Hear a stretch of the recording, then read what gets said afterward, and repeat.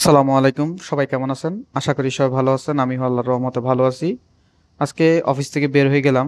যাব একটু ডেমরার দিকে। ডেমরা গিয়ে একটা ক্লায়েন্টের ওয়্যার হাউসে যাব।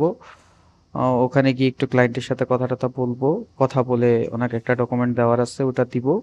দিয়ে তারপর আবার অফিসে ব্যাক করব। তো চলতে চলতে আগে গুলিস্তান যাব। গুলিস্তান থেকে আজমেরিতে উঠবো, আজমেরি গ্লোরিতে। ওখান থেকে তারপর বাসে উঠে তারপর ওখানে যাব। তো রীতিমতো বাসে উঠে গেলাম। বাসে সিটে উঠে গেলাম, সিটে বসলাম, বসে এখন বাস চলতে আরম্ভ করলো। তো আমরা এখন আছি হানিফ ফ্লাইওভারে। হানিফ ফ্লাইওভার দিয়ে বাস সাঁই সাঁই করে চলে যাচ্ছে একেবারে সুদূর ড্যামরার দিকে। ড্যামরা হানিফ ফ্লাইওভার থেকে নেমে গেলাম এদিকটাতে। এখন আমি ড্যামরাতে চলে আসছি। ড্যামরা স্টাফ কোয়ার্টার এদিকটাতে চলে আসছি। এখন হেঁটে আরেকটা বাসে উঠবো, আরেকটা বাসে উঠে তারপর আমরা আরেকটু সামনের দিকে যাব। সামনে চলে আসলাম ক্লায়েন্টের ওয়্যার হাউসের দিকটাতে।